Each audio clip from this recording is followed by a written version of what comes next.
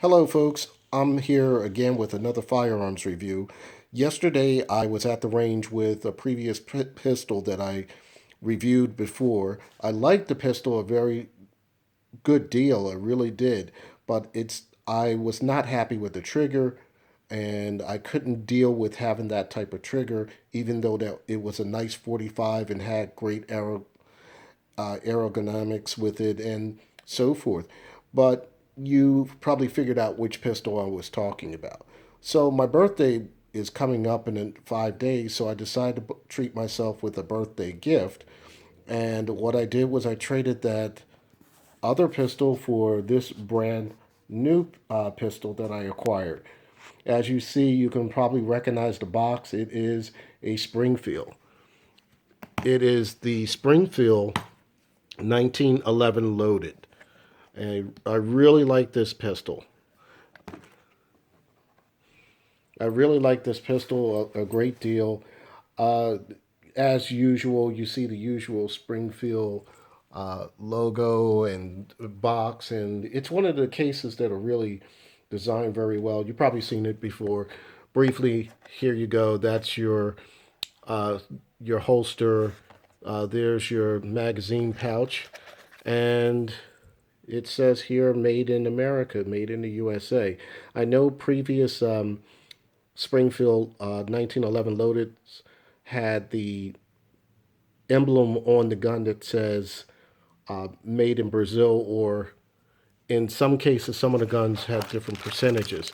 As you see, the usual lock, and in here is the brush. I'm not going to fight to get that out, but the brush is in there. Pulling out the firearm, just so you know that the gun has been safety checked prior to this video.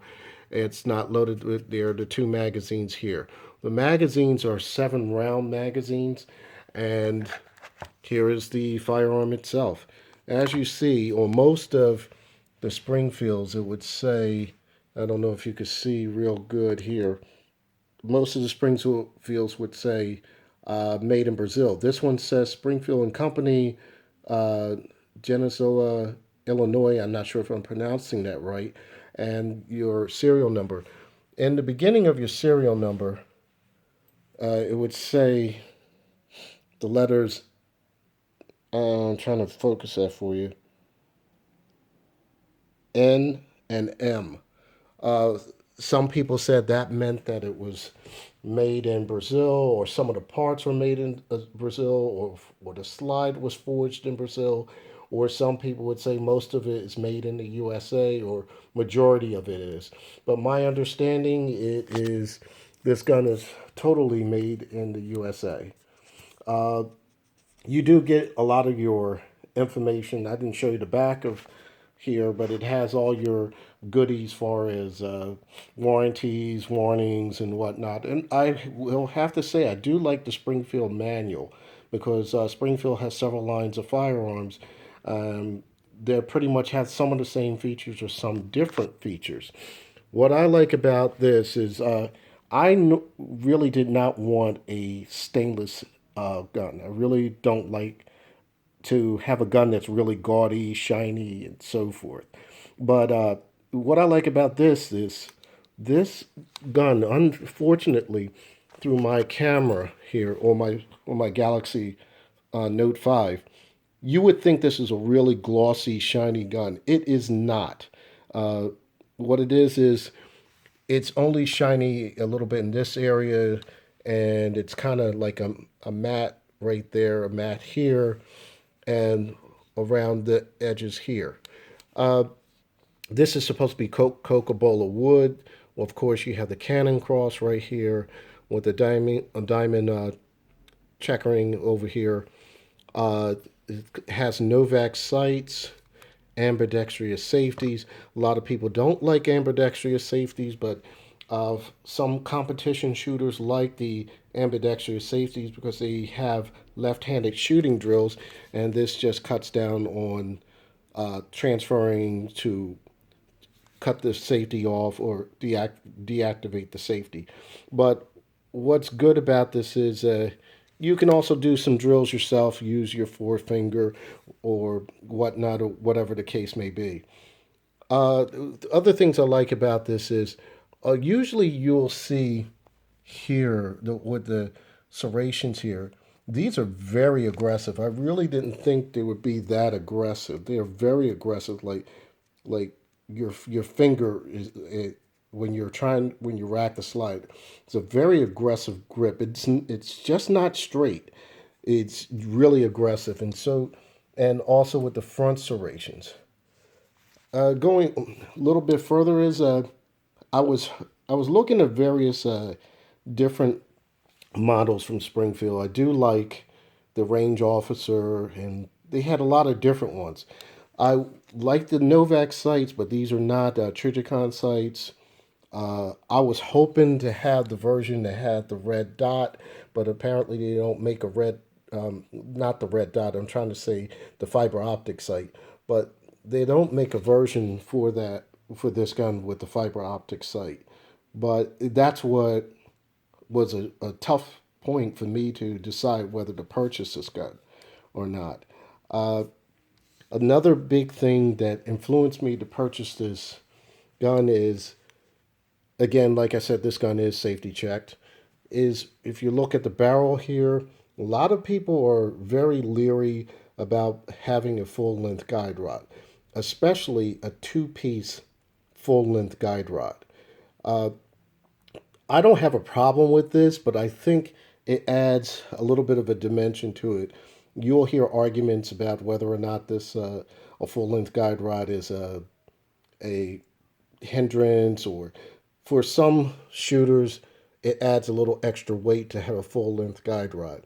But this particular guide rod is a little different because you need a tool to open it. To open this, this gun comes with a Allen wrench that's in here. The Allen wrench goes in the front right here, and you loosen this up, and you take the one piece of the guide rod off.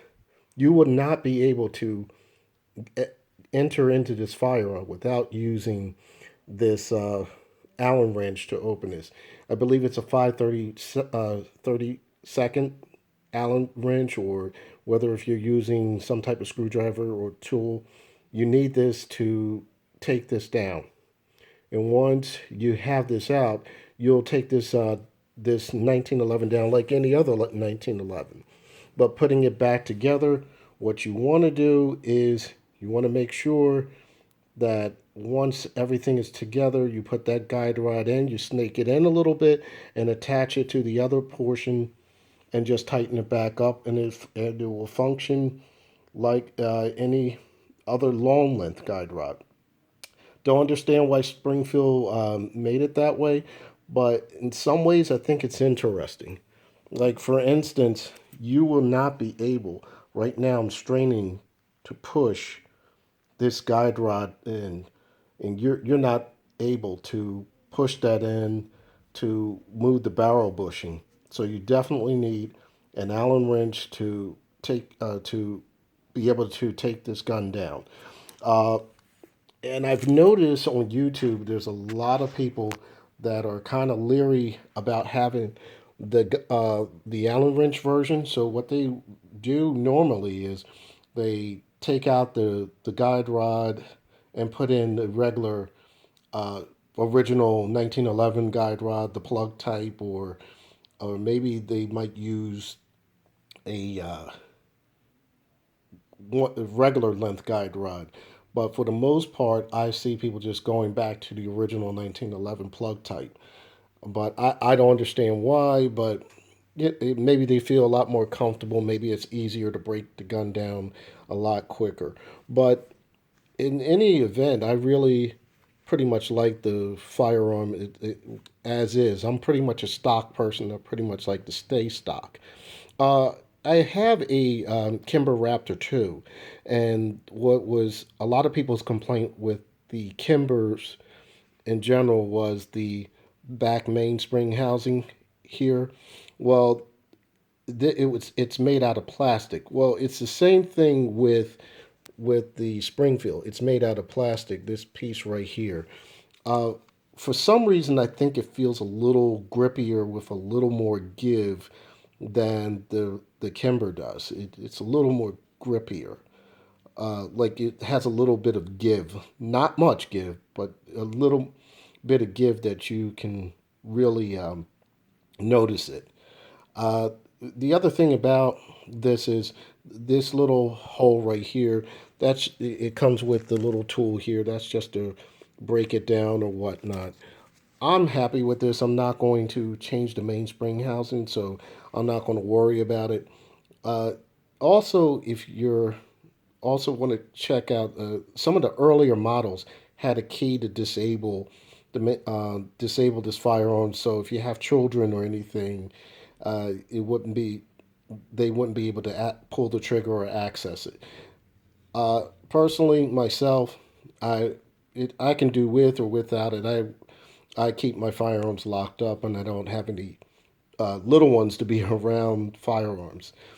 Uh, Other than that, the only thing that is a little different for me is this front strap. The front strap here, it doesn't have any type of checkering like the Raptor 2 or any other firearms. I don't know what I'm going to do at this point about that. I'm going to fire it and give you a review on it because this is smooth and I pretty much like some type of grip in the front.